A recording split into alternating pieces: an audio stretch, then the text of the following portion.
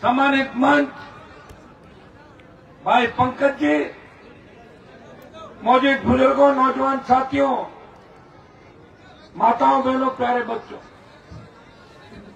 सबसे पहले तो मैं आपको धन्यवाद दूंगा।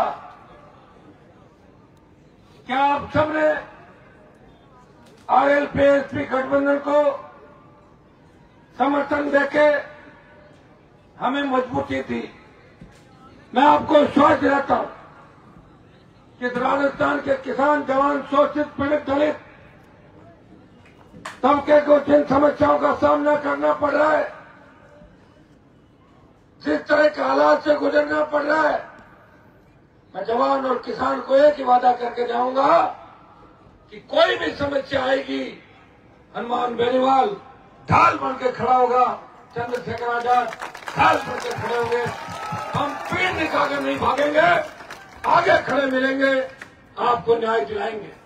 मुझे याद है भाई मनीराम मीणा की जो हत्या हुई थी, अभी तक वो राज नहीं खुला। नार्को टेस्ट के आदेश कराने के बावजूद भी नार्को टेस्ट हुआ नहीं, नार्को टेस्ट नहीं, मैं आपको विश्वास दिलाता हूं कि चुनाव के अंदर उनके पिताजी आए हुए क्या, मैं उनके पूरे परिवार को विश्वास दिलाता हूं नार्को टेस्ट भी होगा। कहीं सरकार किसी की बने, किसी की नहीं बने, क्योंकि जिसकी भी बनेगी वो हमसे डरेगी सरकार, और हमारी बनेगी सरकार। आप वैसे राजस्थान के अंदर सबकी बात जो हालात बने, न कांग्रेस की आंधी चल रही है, न भाजपा की आंधी चल रही है, आंधी चल रही है जवानों ने जो हुंकार भरी है परिवर्तन, किसान के बेटों के परिवर्तन के आगाज की धरती पुत्र इस बार राजस्थान में बदलाव चाहते हैं। बाबा साहब के अनुयायी जय भीम के नारों के साथ राजस्थान में बदलाव चाहते हैं। तेजाजी महाराज, देव भगवान के अनुयायी, किसान कौम के बेटे प्रदेश के अंदर परिवर्तन चाहते हैं। मैं इतना ही विश्वास आपको दिलाता हूं कि प्रदेश के अंदर पिछले 25 साल के अंदर जो हालात हुए, जिस तरह राजस्थान के माथे पे अपराध की कालिक पोती गई, पेपर लीक की घटनाओं ने इस राजस्थान के जवान को, किसान को आहत किया, राजस्थान के उस हर छात्र बेरोजगार को आहत किया, उसे पीड़ा दी कि परीक्षा सही होगी कि नहीं होगी। मैं विश्वास दिलाता हूं कि जितने भी पेपर गिरोह बने हुए हैं, जिन नेताओं का, जिन अधिकारियों का संरक्षण है, नया आयोग बना के सारी फर्जी पर्चियां जो भी राजस्थान के अंदर हुई उनकी जांच करा के उनको सलाखों के पीछे डाल देंगे, ये विश्वास मैं आपको दिलाता हूं। भाइयों, प्रदेश के अंदर कांग्रेस आखिर भ्रष्टाचार के अंदर डूबी हुई थी। कोई सरकार गिरा रहा था, कोई होटलों में सरकार बैठा रहा था, भाजपा मौन थी, बीजेपी देख रही थी। भारतीय जनता पार्टी ने एक भी आंदोलन 5 साल में राजस्थान के अंदर नहीं किया। अभी मुझे कोई बता रहा था कि कोई रोड शो करने पे आया हुआ कोई रोड शो, कौन आया हुआ? हाँ, तो फिर तो बहुत बड़ी बात है। बाली कोई किस्मत ही जटिल है, राजधानी पूरी आ गई यहाँ पर। अभी मार्केट में यह कह रहे शॉपिंग करेंगे मार्केट।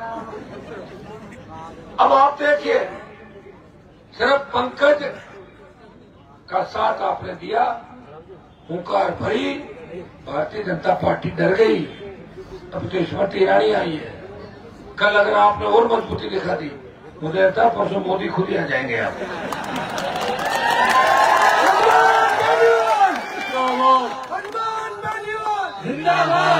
कांग्रेस के बड़े नेता भी आए होंगे,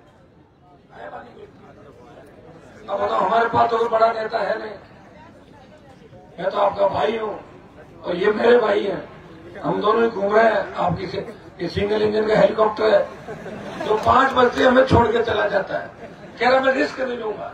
वो छोड़ दे यार, छोड़ दे, बोलेगा ना, इसका जुगाड़ भी बड़ी मुश्किल से हुआ।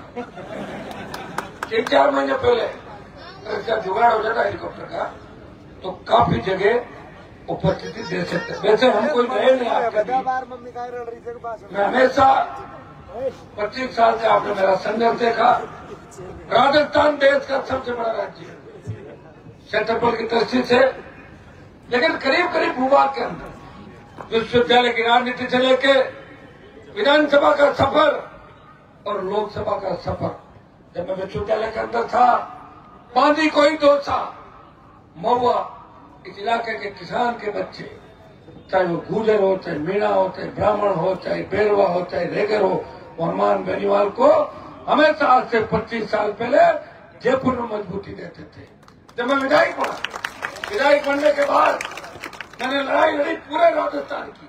मैंने ये नहीं कहा कि मैं विधानसभा क्षेत्र में विकास करूंगा, मैंने कहा मेरे क्षेत्र में तो विकास करूंगा ही करूंगा, लेकिन इस भाजपा के आंतरिक लोकतंत्र को ठीक करूंगा। मैंने वसुंधरा को भ्रष्टाचार की देवी बता के पार्टी से बाहर आया, निर्दलीय जीता, नई पार्टी बनाई और आपको झंडा दिया और डंडा भी दिया राजस्थान के।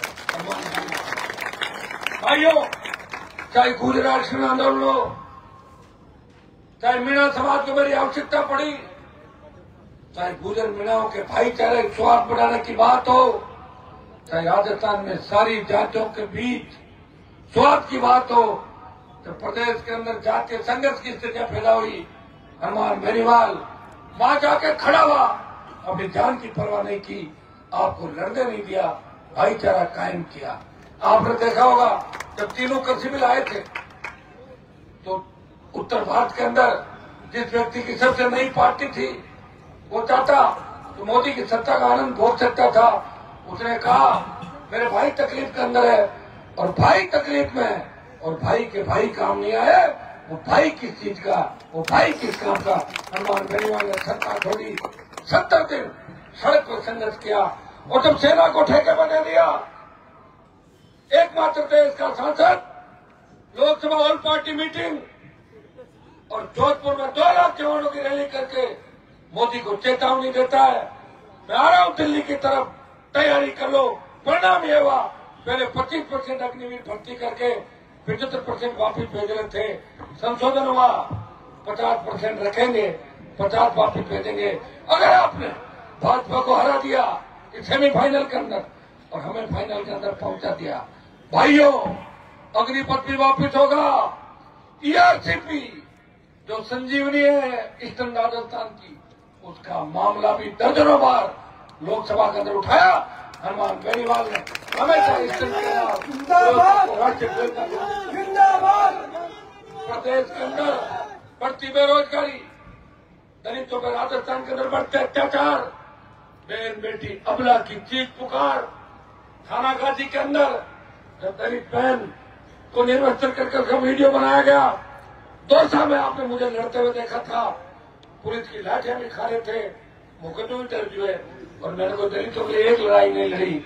25 साल के अंदर सर्व समाज के लिए हनुमान बेनीवाल ने सबसे ज्यादा लड़ाई लड़ी। मैं और चंद्रशेखर जी जब अभी सारी लिस्ट देख रहे थे तो मैंने इनको बताया कि मैंने जो टिकट बांटी है वो तो 50% SC/ST है अकेले। ये बहुत बड़ी बात है। लोग मेरे पर जातिवाद के आरोप लगाते होंगे, लेकिन प्रदेश के अंदर नौजवानों को लड़ना सिखाया और जो भीड़ लगती थी टिकटों की, कांग्रेस बीजेपी के कार्यालयों के बाहर, जितने फिल्म हॉल के बाहर जब कोई अच्छी पिक्चर आती है और भीड़ लगती है, वो भीड़ कार्यालयों की, उनकी भीड़ अगर खत्म की, हमारे नाम से उनको डराया। एक बीजेपी का नेता मुझे कह रहा था कि भाई साहब आपको धन्यवाद, बधाई, मुझे टिकट मिल गया। मैंने तो मुझे क्यों बधाई दे रहे हो? बोले मैंने आपका ही नाम लिया था कि टिकट काटोगे तो हनुमान की पार्टी से लड़ लूंगा। ये दिया एक मुझे मिला कांग्रेस का, बोले भाई साहब मैंने तो इतना सही कहा था, मैं आजाद समाज पार्टी का प्रत्याशी बनूंगा RLP गठबंधन में। बोले टिकट ले जाए, चुपचाप जाओ, उनके चक्करों में नहीं पड़ना आजाद समाज पार्टी के। ये हालत अगर राजस्थान में उनकी थी, लास्ट आखिरी तक सूचियां जारी नहीं हुई। ये चंद्रशेखर की पूरी बात आपको बताएंगे। ये हमारे लड़ाई का ही परिणाम है और एक दिन के अंदर पूरा राजस्थान नहीं जीता जाता। अंग्रेज आए थे, कितने साल राज करके बताओ, ईस्ट इंडिया कंपनी लेकर आए थे, 200 साल राज किया था। मुगल आए, दूसरे आए, ये तो लोग राज कर गए। मेरे सोए हुए इस राजस्थान को, सोए हुए किसान कौम को, इन जवानों को अपने हक और अधिकार के लिए लड़ना सिखाया। उन्हें उनकी ताकत याद दिलाई कि स्वाभिमान के साथ सौदा मत करो, टिकट मांगना, नेताओं के पैर छूना, उनकी टेबल साफ करना, चाय की प्लेटें उठाना, ये तुम्हारा धंधा नहीं है।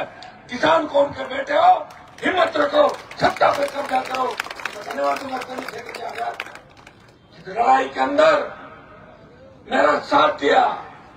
हम एक और एक 11 हुए। राजस्थान में जो तूफान चल रहा है वो हमारा चल रहा है। अगर इस हिसाब से आपने वोट कर दिया तो आरएलपी आजाद समाज पार्टी भारी बहुमत से राजस्थान के अंदर आएगी। भाइयों, जब 3 तारीख को वोट खुलेगा उस दिन पूरा राजस्थान देखेगा कि राजस्थान के जवानों ने करवट ले ली है, किसानों ने करवट ले ली है, दलित शोषित पीड़ित तबका हक और अधिकार मांग रहा है। यह आपको 3 तारीख को दिखाई देगा। मैं लंबी चौड़ी बात नहीं कहूंगा, मैं इतना ही विश्वास आपको दिलाता हूं कि पंकज को वोट देके आप अगर राजस्थान की विधानसभा में भेजोगे, उसकी गारंटर के तौर पे चंद्रशेखर जी हम दोनों आपके बीच आए, हम गारंटी देते हैं कि आपको छोड़ के नहीं जाएगा, आपकी सेवा करेगा और मेरे आगे खड़ा मिलेगा, हमेशा मेरा साथ देगा। चंद्रशेखर आजाद की जीत में तो सबसे बड़ी जो भूमिका होगी, सॉरी इनकी चंद्रशेखर जी की जीत, पंकज जी की जीत के अंदर तो सबसे बड़ी भूमिका होगी वो पहले तो पंकज जी के समाज की, पूरा समाज साथ देख रही है, नहीं तो कर लो 2 रात पड़ी है अभी। और सेकंड जो होगा वो चंद्रशेखर जी आजाद को सिर है। करोगे नहीं करोगे मदद? भाई मेरे वालों तो यहाँ कम है, थोड़े 3-4 हजार डाल देंगे तो अपना। और वैसे मैं तो सबका हूँ, लेकिन वो लोगों ने मुझे बांट रखा, फोन करते हैं भाई साहब आप यह प्रोग्राम करो, जाटों को 15,000 बोल के। मैंने कहा मैं जाटों का लेता हूँ, बाकी की लड़ाई लड़ रहा हूँ, लड़ाई नहीं क्या, मैं तो हर कौम की लड़ाई लड़ रहा हूँ, हर वर्ग की लड़ाई लड़ रहा हूँ। टोल मुक्त की बात करता हूँ तो क्या टोल एक कौम थोड़ी देती है, सारी देता है। कर्ज मुक्त किसान, फ्री बिजली, सशक्त लोकायुक्त, रोजगार और मेरे भाइयों को सुरक्षा मिले, बहन बेटियां सुरक्षित रहे। रात को 12 बजे भी अगर सड़क पर निकले वो ऐसे निकले जैसे घर के आंगन के अंदर विचरण करियो, किसी तरह का भय तो खौफ उनके अंदर नहीं रहे। मैं सोच रहता हूँ आने वाला वक्त आपका है, मीणा समाज का बहुत बड़ा वोट यहाँ पे है। गुर्जर समाज से भी अपील करूंगा, लेकिन गुर्जर समाज मुझे लग रहा है कि थोड़ा ही आशीर्वाद देगा, ज्यादा और कहीं दे रहा है। थोड़ा तो हमारे को दे देगा, इतने बच्चे खाने वाले में। लेकिन मीणा समाज और ब्राह्मण समाज ने अगर मजबूती दिखा दी और जय भीम के नारे के साथ ये फौज अगर टूट पड़ी तो निश्चित रूप से पंकज शर्मा को राजस्थान की विधानसभा में जाने से कोई नहीं रोक सकता। हमारे साथ नौजवानों की फौज है और जिधर जवान चलता है उधर जमाना चलता है।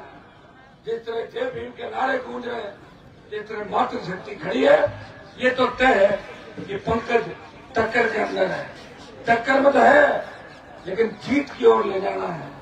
आप 5 दिन तय कर लो कि प्रत्येक व्यक्ति या चुनाव ये समझ लो कि चंद्रशेखर आजाद लड़ रहे हैं, चुनाव ये समझ लो कि आपका भाई हनुमान लड़ रहा है, पंकज लड़ रहा है, जवानी लड़ रही है, किसान लड़ रहा है, शोषित लड़ रहा है। आपने कांग्रेस को भी देखा, भाजपा को भी देखा, खुद का राज लाओ, एक दूसरे को हराने के लिए वोट मत करो, अपनी खुद की सरकार बनाओ। 2-4 जोरदार मैं जयकारे लगाऊंगा, आओ मेरे पीछे लगाना। राष्ट्रीय लोकतांत्रिक पार्टी आजाद समाज पार्टी गठबंधन जिंदाबाद, जिंदाबाद, जिंदाबाद। जय भीम, जय भीम, जय देवनारायण भगवान, जय तेजाजी महाराज, जय तेजाजी महाराज, जय मीन भगवान, जय मीन भगवान, जय बजरंगबली, जय बजरंगबली, जय राम साफी, जय राम साफी। तो बोलो बच्चों को लगाना क्या, चंद्रशेखर आजाद की बोलने चाहिए। अब आप चंद्रशेखर जी आजाद आपको संबोधन करेंगे।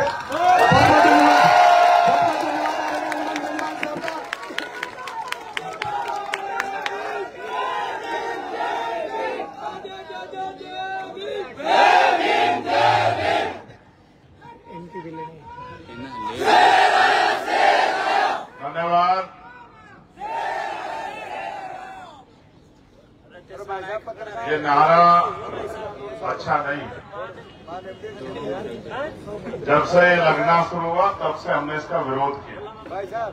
इसलिए शेर कभी आपने देखा है? अगर सच में यहाँ शेर आ गया तो आप लोग यहाँ रुकोगे क्या? शेर आया तो आपको ढूंढना पड़ेगा। दूसरी बात, शेर का अपना नेचर होता है। शेर हमेशा अपने से कमजोर को मारकर खाता है, और हम जो लड़ाई लड़ते हैं वो उनकी लड़ाई लड़ते हैं जो कमजोर, जिनको गिराया गया, जिनको सताया गया, जिनकी हिस्सेदारी कम, जिनको आगे बढ़ना चाहिए। तो इसलिए नारे व्यक्ति के व्यक्तित्व को प्रभावित करते हैं।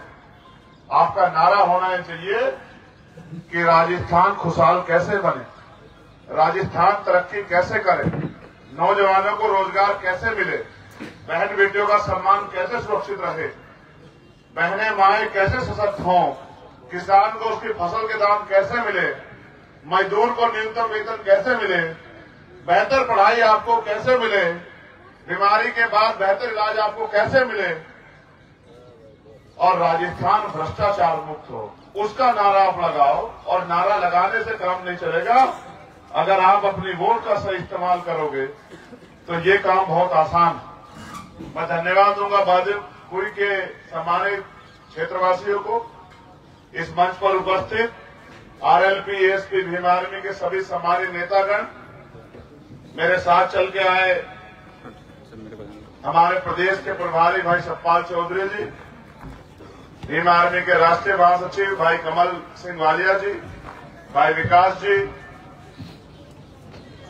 हमारे लोकप्रिय प्रत्याशी छोटे भाई पंकज जी, और किसानों, कमेरों, नौजवानों, गरीबों की सशक्त आवाज भाई हनुमान जी बेनीवाल, जो लंबे समय से इस क्षेत्र में इस लड़ाई को लड़ने का काम कर रहे हैं। आज मुझे बड़ी खुशी हुई कि उन्होंने इस टिकट को एक नौजवान को दिया। अब तक कांग्रेस भाजपा के दफ्तरों के बाहर लंबे लंबे कतारें लगती थी, पैसे वाले राज करते थे। इस बार हमने ये कोशिश की है कि गरीब, कमजोर, बेसहारा की जो आवाज बनना चाहते हैं, जिनके अंदर जज्बा है परिवर्तन का, उनको हम लोग मौका दें। तो इसी कड़ी में बांदीकुई में भी हमारे छोटे भाई हाजिर अजीज, आपके लोकप्रिय प्रत्याशी पंकज जी बहुत मेहनत कर रहे हैं। उनके प्रोग्राम को फेल करने का काम भी यहाँ के ताकतवर पार्टी के लोगों ने किया। लेकिन ये तो जनता है, जनता जिसके साथ रहती है वो फेल नहीं होता है। चुनाव आ गया है, आप वोट देके फैसला करेंगे। अगर आपने अपनी वोट का सही प्रयोग किया, आप सब जिम्मेदार समझदार लोग हैं, बड़ी संख्या में नौजवान यहाँ हैं, बुजुर्ग यहाँ हैं, मेरी बाईं तरफ हमारी बहनें माएं यहाँ खड़ी हैं। आप 2 रुपए का सामान खरीदते हो, 4 बार सोचते हो सामान में कोई कमी तो नहीं है। आप कोई सामान लेने जाते हो, 20 बार उसका रैपर उठा पकड़ के देखते हो, खुला हुआ तो नहीं है, खराब तो नहीं है। लेकिन जब आप अपनी कीमती वोट का प्रयोग करने जाते हो तो फिर आप काम करने वाले व्यक्ति को नहीं देखते, फिर आप ये देखते हो कि हमें किसको वोट करना है, और फिर आपकी वोट अंत है हमेशा ताकतवर लोगों के पक्ष में जाती है। वो आपकी वोट लेके घरों में जाके सो जाते हैं। अगले 5 साल आप जब परेशानी में होते तो उम्मीद करते हैं कोई आपकी आवाज उठाए। जब तक आप अपने बीच के व्यक्ति को ताकत नहीं दोगे, जब तक आप अपने बीच के व्यक्ति को लड़ने की हिम्मत नहीं दोगे, और लोकतंत्र में हिम्मत वोट से दी जाती है, ताकत वोट से दी जाती है। अगर आप वास्तविकता में भाजपा और कांग्रेस के अन्य अत्याचार से परेशान हैं, इनके भ्रष्टाचार से परेशान हैं, तो आप पे भी एक मौका आता है कि अपनी वोट की चोट से इनको जवाब दें। मैं आपसे अपील करूंगा, आरएलपी एसपी का गठबंधन पूरे प्रदेश में मजबूती से चुनाव लड़ रहा है, और यहां पर हम इतनी सीटें लेके आ रहे हैं कि न भाजपा की सरकार बनेगी, न कांग्रेस की सरकार बनेगी। सरकार बनेगी तो आरएलपी एसपी के गठबंधन से सरकार बनेगी। और इस बार हमने तय किया है कि राजस्थान सुरक्षित हाथों में जाना चाहिए। ये प्रदेश लंबे समय से सुरक्षित हाथों का इंतजार कर रहा है। इसलिए मैं मानता हूं कि भाई हनुमान जी बेनीवाल जो किसान परिवार से आते हैं, और किसान अपने साथ साथ अपने प्रदेश, अपने क्षेत्र और अपने देश का भी ख्याल रखता है। वो फसल उगाता जरूर है, लेकिन उसकी फसल से पेट दूसरों का भरता है। इसलिए मैं आग्रह करूंगा कि इस बार जब आप 25 तारीख को वोट डालने जाएं, हमारे गठबंधन का निशान है यहाँ बोतल, अपना एक एक वोट बोतल के निशान पर डाल के भाई पंकज जी को कामयाब बनाए और हनुमान बेनीवाल और मेरे हाथों को मजबूत करें। हमारी मजबूती राजस्थान के नए भविष्य का फैसला करेगी।